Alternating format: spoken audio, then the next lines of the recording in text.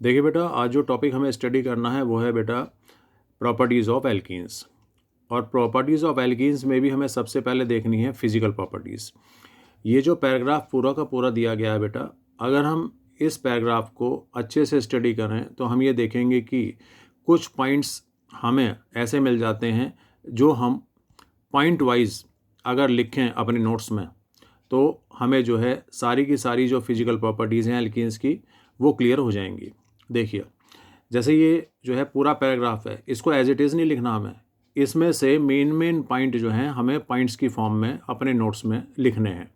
ठीक है, नोट्स की फॉर्म में अगर आप स्टडी करते हैं किसी भी मैटर को और वो भी जो है पॉइंट वाइज, तो हमारे लिए मैटर बेटा ईजी हो जाता है।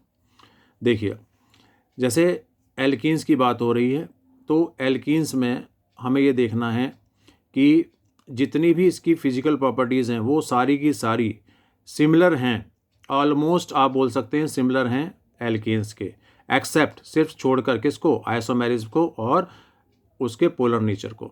ओके बेटा, सेकंड पॉइंट में आप लिख सकते हैं कि first 3 members are gases, next 14 are liquids while higher ones are solids.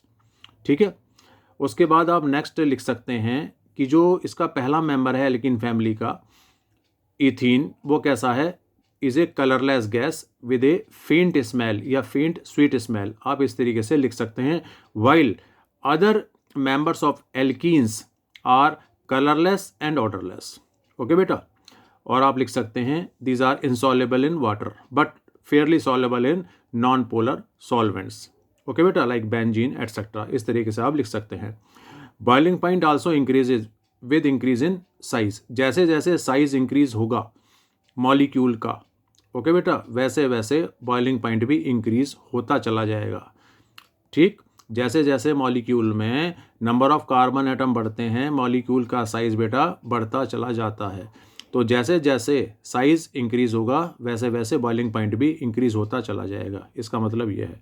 Okay बेटा, और देखिए, आप ये देखेंगे जिस तरीके से आपने आइसोमेरिज्म स्टडी करा था एल्कीन्स में कि जैसे जैसे ब्रांचिंग बढ़ती है वैसे वैसे बॉइलिंग पॉइंट डिक्रीज होता चला जाता है। इसी तरीके से एल्कीन्स के केस में भी है कि अगर ब्रांचिंग इंक्रीज होगी तो बॉइलिंग पॉइंट डिक्रीज होता चला जाएगा, क्योंकि हमें मालूम होना चाहिए कि जैसे जैसे ब्रांचिंग इंक्रीज होती है सरफेस एरिया जो है कम होता चला जाता है, और जब सरफेस एरिया कम होता है तो बेटा वान डर वाल फोर्सेस जो हैं वो भी डिक्रीज हो जाते हैं, और जब वान डर वाल फोर्सेस डिक्रीज हो जाते हैं तो बॉइलिंग पॉइंट भी डिक्रीज हो जाएगा, क्योंकि जो वान डर वाल फोर्सेस हैं उनको ब्रेक करने के लिए जितनी एनर्जी चाहिए वही बेटा बॉइलिंग पॉइंट की फॉर्म में हमें दिखाई देगी।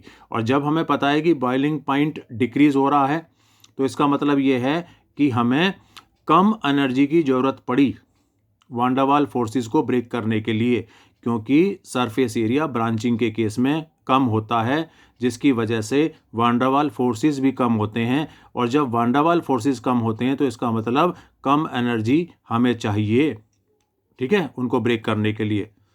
ओके बेटा, तो जैसे जैसे ब्रांचिंग इंक्रीज होगी वैसे वैसे बॉइलिंग पॉइंट भी बेटा डिक्रीज हो जाएगा।